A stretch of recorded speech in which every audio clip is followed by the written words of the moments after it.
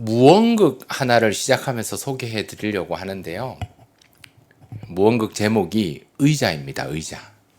그래서 무대 한가운데 의자 하나가 있어요. 그리고 그 의자에는 이런 글귀가 쓰여져 있어요. 손 대지 마시오. 그러니까 무대 한가운데 의자가 있고 손 대지 마시오라는 이렇게 글귀가 있는 장면으로 시작됩니다. 그런데 이제 한 사람이 지나가다가 그 의자를 봅니다. 그리고 손 대지 마시오라는 그 글귀를 보고 손을 대려다가 대지 않고 지나갑니다. 또 두 번째 사람 역시 의자를 보고 왔다가 손 대지 마시오라는 글귀를 보고 손 대려고 하다가 그 글귀를 보고 그냥 지나갑니다. 그런데 세 번째 사람이 그 의자를 보고 가까이 왔다가 손 대지 마시오라는 글귀를 보고도 그 의자에 손을 갖다 댑니다. 그런데 여기서 충격적인 사실은 의자에서 손이 떨어지지 않는 겁니다. 그래서 그 사람이 의자에 손을 떼려고 막 이렇게 애썼는데 손이 떼어지지 않는 거예요.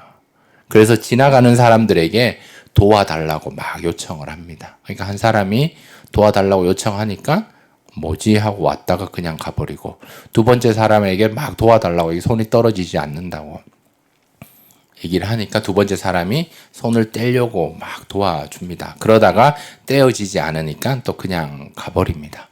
그러다가 세 번째 사람이 또 와서 손이 의자에서 떼어지지 않으니까 막 도와주다가 세 번째 사람이 아하, 뭔가 깨달은 걸 생각을 하고 그 사람과 같이 손을 잡고 기도하기 시작합니다. 그리고 그 사람에게 성경책을 보여주면서 성경을 같이 읽자. 이렇게 같이 성경을 읽고, 그리고 예수를 구주로 고백하게 됩니다. 그러니까 놀랍게도 그 의자에 손이 달라붙어 있었는데 손이 떼어지게 됩니다. 그렇게 그 무언극은 끝나게 됩니다. 그래서 손이 떼어진 사람과 도와준 사람은 막 기뻐하면서 그 무대를 퇴장합니다. 그러면서 다시 한 사람이 무대로 들어와서 그 의자에 손 대지오 마시오라는 그 글자를 딱 뒤집습니다. 그 뒤에는 뭐가 적혀 있냐 하면 죄라는 글자가 적혀 있었습니다. 여러분, 이 무언극은요, 죄에 대해서 잘 표현해 주고 있는 내용이에요.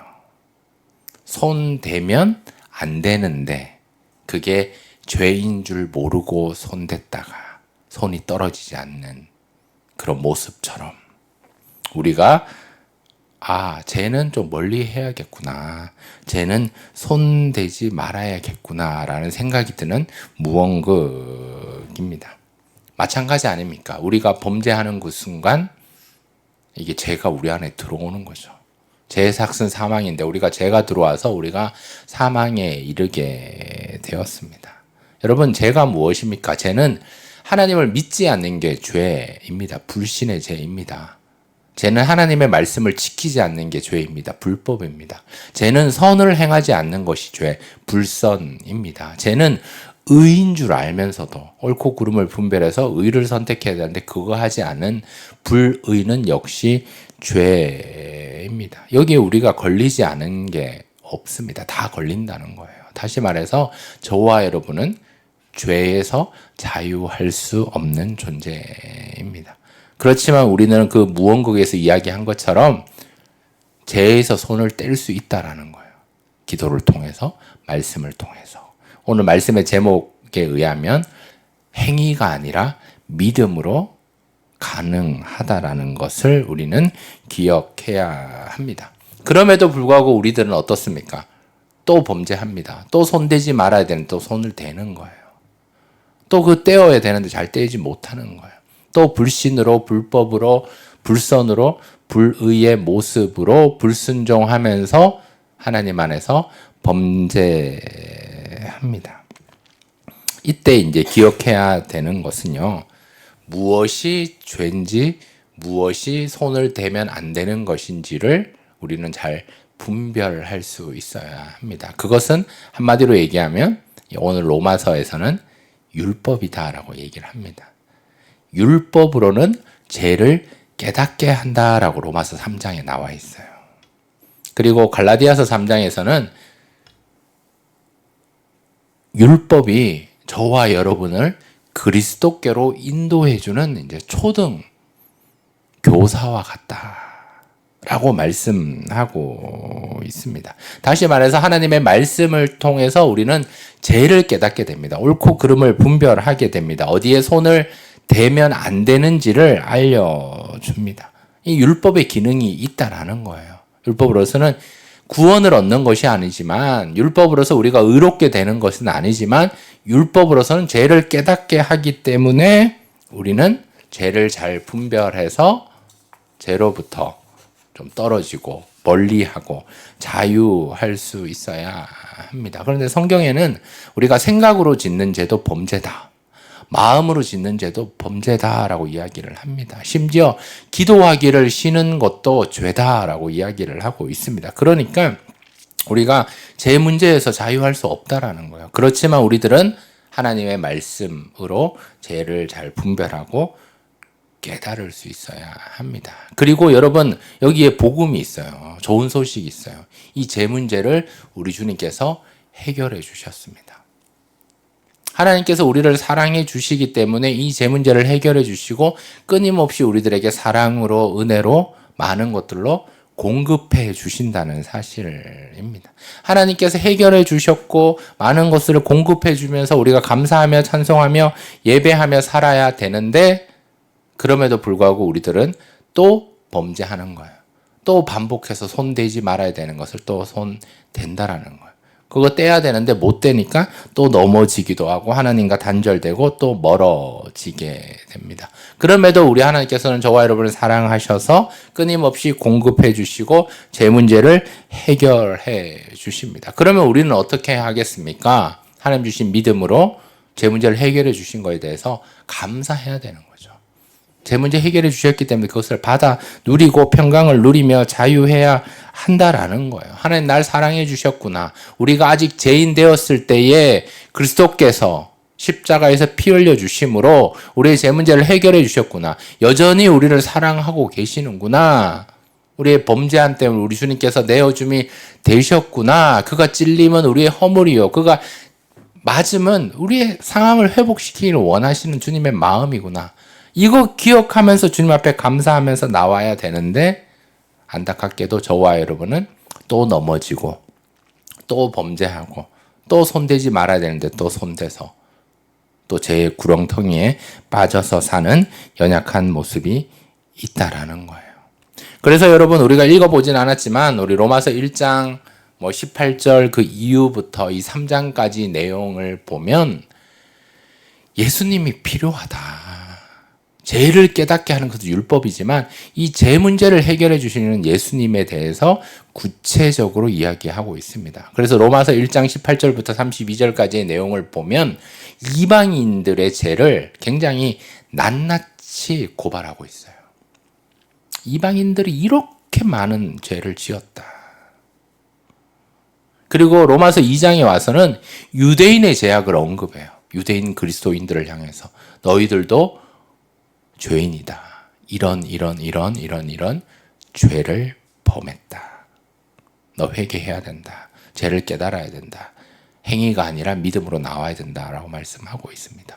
그러면서 로마서 3장에 와서 유대인 그리스도인들을 향해서 바울 사도가 하나님의 감동으로 이야기하거든요. 그러나 너희들도 똑같이 죄인이지만 너희들이 나음이 있다. 너희들이 우월함이 있다. 그것이 뭐냐?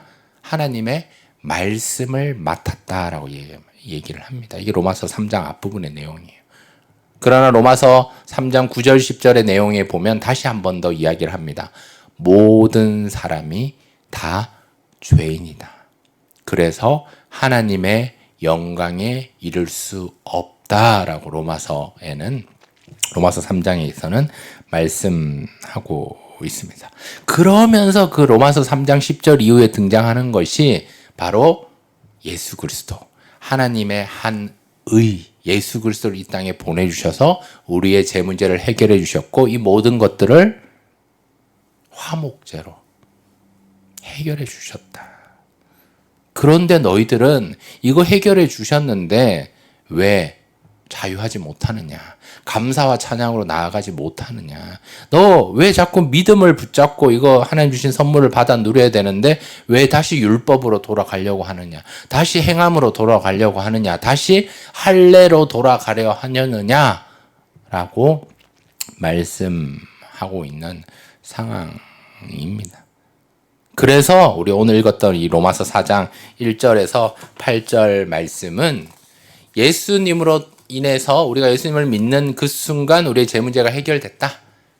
하나님의 한 의 예수 그리스도를 인해서 우리가 제 문제가 깨끗이 해결되었다.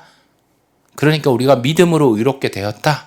이것을 행함이 아니다. 율법이 아니다. 할례가 아니다. 라는 것을 로마서 4장 말씀을 통해서 아브라함의 예를 들어서 또 다윗의 이야기를 통해서 예를 들어서 저와 여러분에게 말씀하시는 내용입니다. 예시를 설명하는 내용이에요. 그래서 로마서 4장 내용은 1장에서 3장까지의 내용을 예를 들어서 반복해서 한 번 더 행위가 아니다. 할례가 아니다. 율법이 아니다. 믿음으로 의롭게 되었음을 한 번 더 강조하는, 반복해서 말씀하고 있는, 예를 들어서 설명하고 있는 내용입니다.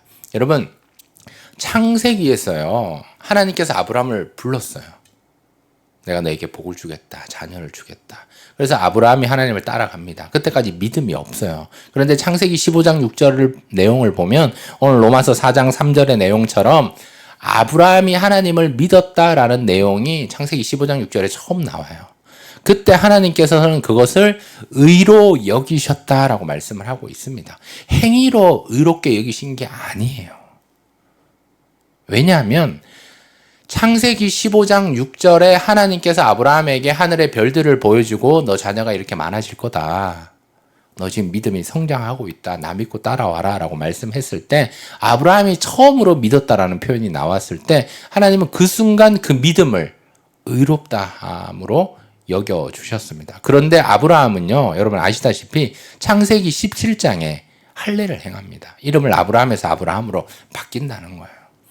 다시 말하면 할례로 의롭게 되는 게 아니라는 거예요. 믿음으로 의롭게 되는 것이 순서상으로 먼저라는 것을 창세기에서 이야기하는 것을 이 로마서 4장에서 한 번 더 말씀하는 내용이에요. 아브라함이 믿음으로 의롭다함을 얻었다. 이것은 은혜로 된 거다. 하나님의 선물로 된 거다. 그 당시에 아브라함의 믿음은 어마어마한 믿음이 아니었어요. 아들 이삭을 하나님께 드리는 그 믿음이 아니었단 말이에요. 그냥 하나님을 따라서 하나님 복 주신다니까, 자녀 주신다니까 따라왔지만 하나님께서 바다의 모래를 보면서 너 자녀 이거보다 많아질 거야. 하늘의 별을 보면서 너 자녀 이거보다 많아질 거야. 너 믿음의 조상이 될 거라 라고 말씀하셨을 때 그때 그러면 난 믿어봐야겠다. 그 연약한 믿음. 어떤 의미에서 흔들리는 믿음. 어떤 의미에서 굉장히 작고 작은 믿음이었지만 그 믿음을 우리 하나님께서는 의로 여겨셨다라고 말씀을 하고 있는 겁니다. 마찬가지 아닙니까? 하나님께서 저와 여러분에게 행위로 구원 얻는 것이 아니다. 행위로 의롭다함을 여기는 것이 아니다. 율법으로는 죄를 깨닫는 것이지 율법으로 구원 얻는 것은 아니다라고 반복해서 하나님께서 말씀해 주고 계시지만 우리들은 믿음으로 나아오고 믿음으로 하나님 앞에 나와서 이게 의롭다함을 이신칭의 은혜를 경험하게 되지만 우리는 알게 모르게 자꾸 했나 하지 않았느냐. 자꾸 율법으로. 율법은 그냥 죄를 깨닫게 하는 거, 이걸 분별하는 것인데 율법을 지켰느냐 지키지 않았느냐로 뭔가 판단하고 행동하는 우리의 모습들이 있다라는 거예요. 그래서 때로는 하나님께서 응답 주시지 않으면, 때로는 하나님께서 열매를 주시지 않으면 내 믿음이 뭔가 잘못됐는가라고 생각을 하고, 내가 뭔가를 안 해서, 뭔가 행동하지 않아서, 내가 뭔가 지키지 않아서 이게 응답되지 않은 건 아닌가. 이런 의심하면서 염려하면서 나올 때가 있다라는 거예요. 아니라는 거예요. 하나님께서는 언제나 행함이 아니다. 율법이 아니다. 할례가 아니다. 언제나 믿음이다라고 말씀을 하고 있습니다. 우리가 신앙생활하면서 반복해서 기도하는 내용들이 있어요. 응답되지 않았지만 그럼에도 불구하고 우리는 그래도 내가 믿어보겠습니다. 믿음으로 기도하겠습니다. 내가 흔들리기도 하고 의심도 되기도 하지만 염려도 되기도 하지만 걱정도 되기도 하지만 그래도 내가 믿음으로 믿어보겠습니다. 믿음으로 나아가겠습니다. 그럴 때 우리 주님께서는 의롭다, 너 깨끗하다 주님께서 말씀해 주신다는 내용입니다. 우리 본문 읽어보진 않았지만 우리 로마서 4장 17절 18절 말씀에 보면 이런 표현이 있어요. 기록된 바 내가 너를 많은 민족의 조상으로 세웠다 하심과 같으니 그가 믿은 바 하나님은 죽은 자를 살리시며 없는 것을 있는 것으로 부르시는 이시니라. 아브라함이 바랄 수 없는 중에 바라고 믿었으니 이는 내 후손이 이 같으리라 하신 말씀대로 많은 민족의 조상이 되게 하려 하심이라. 아멘. 없는 것을 있는 것으로 여기시는 하나님께 아브라함이 나아왔을 때 표현이 이렇게 되어 있어요. 바랄 수 없는 중에 바랬다. 이거 다른 말로 얘기하면 기다릴 수 없는 상황인데 기다렸다. 믿을 수 없는 상황인데 믿었다라고 말씀을 하고 있습니다. 믿음으로 나온 아브라함의 모습이 이제는 믿음이 자라났다라는 거예요. 행함으로 나아가면 이게 열매가 없는데 믿음으로 나오면 믿음이 자라난다라는 거예요. 믿음이 성숙된다라는 사실입니다. 이것을 하나님께서 의로 여기신다는 거예요. 그 믿음이 아무리 작은 믿음이라도, 그 믿음이 아무리 흔들리는 믿음이라도, 그 믿음이 아무리 의심이 많은 믿음이라도, 그 믿음이 염려가 많고 걱정이 많은 믿음이라도 우리 주님께서는 의로 여겨 주신다는 거예요. 이것이 축복입니다. 그 믿음이 여러분 가운데 있기를 축복합니다. 그래서 지금 이 시대처럼 희망이 사라진 때에도, 바랄 수 없는 중에, 의심이 두려움이 가득 차 있는 때에도 예, 주님 믿습니다. 저 행함이 아니라 믿음으로 나아가겠습니다. 제가 율법이 아니라 은혜로 하나님 주신 선물을 믿음으로 나아가겠습니다. 그 고백이 저와 여러분 가운데 있기를 축복합니다. 그런데 우리들은 어떻습니까? 상황이 낙심이 되니까, 또 하나님의 응답이 또 더디어지니까 우리는 또 염려한다는 거예요. 또 낙심한다라는 거예요. 또 다시 율법으로 돌아가려고 한다라는 거예요. 또 다시 내 행함이 부족했나? 라고 생각한다라는 거예요. 또 손대지 말아야 될 그 죄를 선택하기도 하고 하나님과 단절되고 멀어지기도 한다라는 사실입니다. 우리가 간절히 기도하는 기도 제목이 1년을 기도했고 5년을 기도했고 20년을 기도할 때 흔들리고 의심되는 것이 당연한 거거든요. 이거 응답 안 되면 어떡하지? 막 이런 두려움이 몰려올 때가 있다라는 거예요. 그런데 거기서 다시금 율법으로 돌아가는 것이 아니라 다시금 행함으로 돌아가는 것이 아니라 내가 안 해서 이렇다, 뭔가 안 지켜서 이랬다, 이런 생각이 아니라 그럼에도 하나님 나에게 믿음을 주셨지. 그럼에도 하나님께서 나에게 믿음이라는 선물을 주셨지. 은혜를 주셨지. 이거 내 이제 자라나야겠다. 이거 내 성숙해야 되겠다. 이걸로 내가 하나님 앞에 나아가야 되겠다. 없는 것을 있는 것으로 부르시는 하나님이시기 때문에 내가 바랄 수 없는 상황이라고 할지라도 바라면서 기다리면서 믿음으로 나아가겠다. 그 고백이 저와 여러분 가운데 있기를 축복합니다. 그런데 여러분 창세기 15장을 보면요, 하나님께서 아브라함을 부르셨잖아요. 12장에 부르셔서 15장에 이제 믿음으로 의롭게 되었을 때 그 열매는 적어도 20년 이상, 25년 이상 걸린 후에 이제 하나님의 응답과 열매를 경험하게 됩니다. 그만큼 힘든 일이에요. 믿음으로 나아가는 것은.